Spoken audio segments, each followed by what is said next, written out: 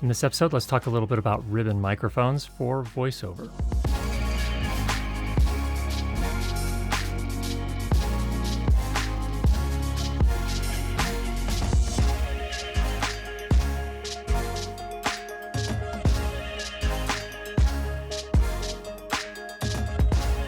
I want to talk a little bit about ribbon microphones from the perspective of someone who's going to record voiceover. So if you are into recording instruments, we're not going to spend a lot of time on that. And typically, actually, ribbon microphones are used more traditionally for recording instruments, especially woodwinds, brass, and then also they can be used for other things like recording amplifier cabinets for guitar or whatever. We're going to talk about it specifically from the standpoint of voiceover, and they're not actually a traditional choice in voiceover, but I think they could potentially have some utility in that space. Let's talk first about what makes them unique. And first of all, I think really what strikes me is their design is very unique. They were first made commercially available in 1931, made by RCA. And what they do is they actually have a very thin foil ribbon that is, in the case of this particular microphone here, which is a ribbon microphone, the RODE NTR, is 1.8 microns thick. So very, very, very, very thin. And it's sort of pressed in this sort of accordion pattern. And then that's suspended between two very strong magnets. And when the foil is sitting in between those two magnets, it becomes a conductor. So as you talk and it moves in that magnetic field, it creates a little bit of an electrical signal. And then that electrical signal is sent to an amplifier in the form of a transformer. And that transformer amplifies that signal just a little bit. Now, that's where traditional ribbon microphones stopped. And so to drive a ribbon microphone, a traditional passive ribbon microphone like that, you had to have a preamplifier that had a ton of gain, had to do a ton of amplification of that signal to get it up to a usable level. So when they were first released in 1931 and shortly thereafter, they became very, very popular with recording engineers and radio. And the reason for that is that they sounded so much better. Their frequency response was covered a much wider part of the audible spectrum. And so they were very highly sought after. And in fact, in some of the very first films that they were used in, and it's going to be hard to imagine once you learn more about ribbon microphones, how they used them in films, but they actually won an Academy Award. So for kind of a technical achievement. So that's kind of one of the first things that's very unique about ribbon microphones. Now, more modern ribbon microphones are often designed with an inbuilt preamplifier. So they take that kind of weak signal out of the transformer, and they have another circuit that amplifies the signal even further. So that's how the RODE NTR works.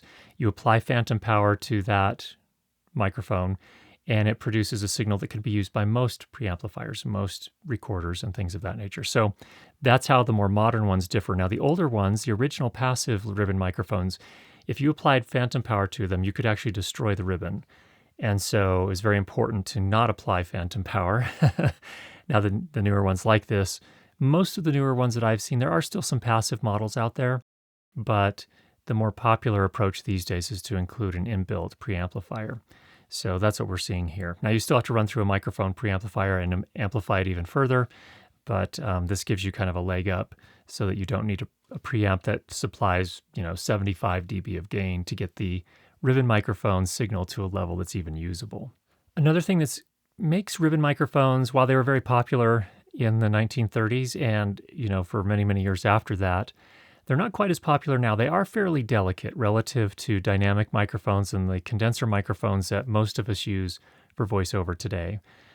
The ribbon is still very delicate. You can damage it pretty easily. You can damage it even with plosives. So if you hit, if you say a P or a B and you're up too close on the microphone, you can potentially damage it that way. So this one has a very good filter system and grill, so you're probably not likely to do that, but you could still damage it, and that's why I'm using this pop filter here tonight when I'm recording this.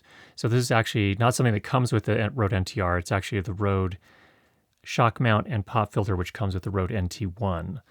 And this microphone also fits in the shock mount, so that's why I'm using it. Because I'm probably approximately, I would say 12 to 14 inches away from the diaphragm of the ribbon of the microphone here.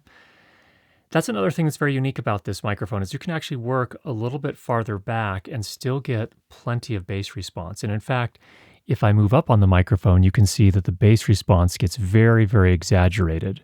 And that's one of the things that makes a ribbon microphone kind of a useful tool in certain circumstances, especially in voiceover. If you need that kind of voice of God sound, this is one really good way to do that. Now, of course, you can get proximity effect on lots of other microphones as well, but this one is kind of like super rich, super compelling and interesting.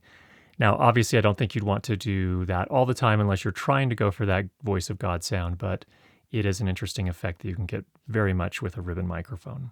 That also translates into, from my perspective, is that you can work back from the microphone a little bit more, which can be a more natural way to work. You don't have this microphone right in your face, and it gives you a little bit more room for your script and just for comfort level. So that's kind of an interesting thing about ribbon microphones as well. Now, the traditional design of ribbon microphones in their kind of raw state and the design I talked about with the ribbon and the two magnets, most of those ribbon microphones have a polar pattern that is a figure 8 polar pattern. What that means is it's very sensitive on the front, and it's just as sensitive on the back of the microphone as well. Now, that's very different from what we typically use in voiceover work. Typically, we're using cardioid microphones. And there are a number of things about those that, for a cardioid microphone, the useful thing about that is that you're not going to pick up a lot from the back of the microphone. So you're kind of controlling your environment that way. On a ribbon, you're picking up from the front and the back, but you have a strong null on the sides, so it doesn't pick up anything from the sides. And in fact, back in the early motion picture days when they were using these microphones, they would actually have to use this microphone to cut out the sound of the very noisy film cameras of the time. And so they would have to put the side of the microphone towards the film camera so that they could cut out some of that noise and pick up the dialogue. So kind of an interesting little tidbit there that I learned. Now, for voiceover, you might be thinking to yourself, well, I don't want to pick up stuff from behind the microphone. And that's why if you are going to use it for voiceover, it's really probably critical that you work in a vocal booth or that you have a treated acoustical space where you're going to be working. So it's not the microphone for every situation. It's certainly not, if you're just sitting at your desk in an untreated acoustical space, going to be a good choice, most likely. Another characteristic of ribbon microphones in general, including the RODE NTR, is that its high frequency response tapers off a little bit earlier than most condenser microphones. Now, I think the RODE NTR is not quite as representative of ribbon microphones in general on that front, but what I do find is that it seems like the overall frequency response is quite even and quite natural across the frequency response range. And then until you get up into the high frequencies, what that means in practical terms, let me just kind of cut to the chase. I don't think you get quite as much sibilance on this as you do with most condenser microphones. Now, again, every condenser microphone can be voiced differently, but a lot of them have a tendency to pick up a lot of sibilant energy. So if you're working with a voice or a talent that has a very sibilant voice, like mine, then a lot of times you're kind of fighting with that sibilance and things getting just a little too out of hand there. The nice thing about ribbon microphones is it tends to kind of start to roll off some of those higher frequencies, and especially once you get past 12 to 15 kilohertz, they really start falling off quickly. So they have a very different sound, a little bit darker sound, but again, I think that can often work well for voiceover, depending on the voice of the person that's doing the voiceover. So some unique things that Rode does with their particular version of the ribbon microphone, the NTR. Number one, they have a shock mounting internal system. So the whole ribbon motor, which is the two magnets and the foil ribbon, is kind of its own unit. And then it is suspended in a really nice shock mount system inside the microphone. So you don't necessarily need a big shock mount outside of the microphone as well. They've also designed a very open basket to avoid any sort of resonances that might color the sound. So it's actually a really striking design when you see it physically, but it also serves the purpose of keeping a very clear, clean sound that's not super colored. Of course, as I mentioned before, it does have active circuitry in it, so you apply phantom power, it amplifies the signal so it can be used with pretty much any preamplifier. One interesting thing that Rode also did with the design here is that they impedance matched the custom designed transformer they use in the ribbon microphone to the ribbon motor itself. So kind of an interesting thing where they've, rather than use an off-the-shelf transformer, they chose to design and manufacture their own. And then one other thing they do that's a little bit unique from other ribbon manufacturers is that they actually laser cut the ribbon itself. That's supposed to result in fewer kind of micro fraying kind of instances on the ribbon, and therefore it should hold up longer. In fact, they offer a 10-year warranty on this microphone. So I hope that was helpful for you. Just kind of get exposure to a different type of microphone. And if you have any questions, go ahead and leave those down below. And if you've not already subscribed, make sure you do that. And we'll be sure to get you more great videos on how to improve your lighting and sound for video. Talk to you soon.